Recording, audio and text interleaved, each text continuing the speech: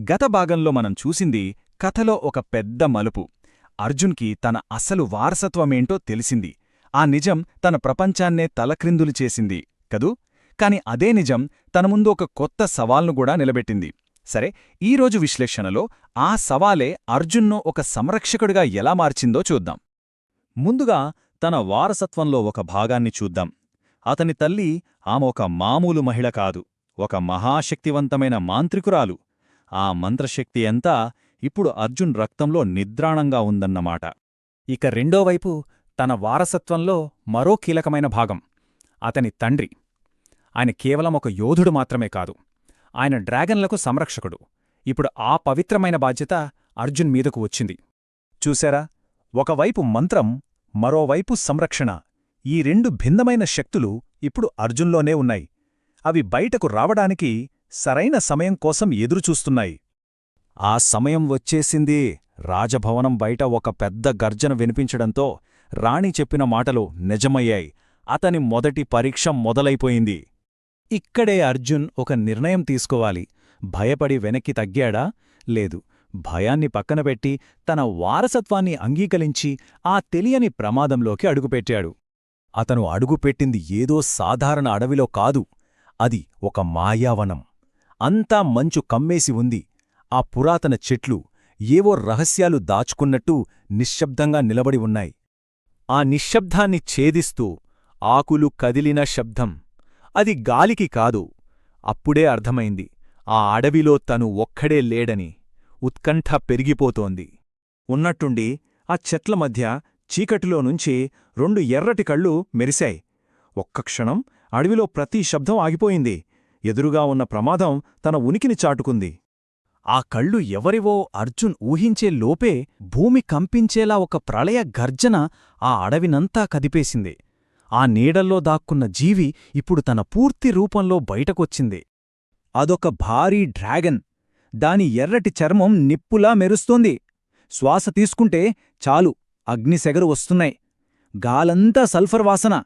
దాని గర్జన వింటే ఎవరి గుండెనా ఆగిపోవాల్సిందే. కాని ఇక్కడే కథ మలుపు తిరుగుతుంది. భయంతో పారిపోకుండా అర్జున్ అక్కడే నిలబడ్డాడు.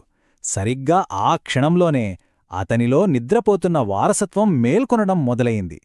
అయితే ఇక్కడే అసలద్భుతం జరిగింది. ఆ శక్తి ఎలా మేల్కొందో చూడండి. ఫస్ట్ అతని వేలికున్న ఉంగరం ఒక్కసారిగా ప్రకాశవంతంగా మెరిసింది. వెంటనే ఒక నీలిరంగు కాంతి అతని చేతుల్ని చుట్టేసింది. ఆ తరువాతేమైందంటే తన మనసులోనే ఒక మంత్రం స్పష్టంగా వినిపించింది. ఇక ఫైనల్గా తను చెయ్యి ముందుకు చాపగానే ఆ భయంకరమైన అగ్ని అలా ఆగిపోయింది. అంతే. ఇక్కడ గమనించాల్సిన విషయమేంటంటే అర్జున్ పోరాటాన్నెంచుకోలేదు. దానికి బదులుగా అతను కరుణను చూపించాడు. ఒక అనుబంధాన్ని ఏర్పరుచుకోవాలని చూశాడు. ఈ మాటలు చాలు ఆ డ్రాగన్ కోపాన్ని చల్లార్చడానికి. అంతే. ఆ మాటలతో ఒక భయంకరమైన శత్రుత్వం ముగిసిపోయింది.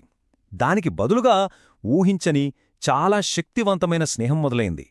ఈ మార్పుని ఇక్కడ మనం స్పష్టంగా చూడొచ్చు. చూడండి, కోపం కాస్త అంగీకారంగా మారింది. అగ్నిస్థానంలో స్నేహం వచ్చింది. శత్రువు కాస్త మిత్రుడుగా మారిపోయాడు. ఇది కేవలం పైపైనే జరిగిన మార్పు కాదు, ఒక లోతైన బంధానికి ఇది నాంది. ఈ కొత్త స్నేహంతో ఒక భయంకరమైన రహస్యం బయటపడింది.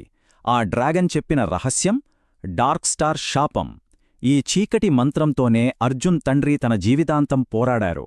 ఇప్పుడు అదే పోరాటాన్ని కొనసాగించాల్సిన బాధ్యత అర్జున్పై పడింది. కాని ఈ విజయం, ఈ స్నేహం, ఇవి ఎంతో కాలం నిలవలేదు.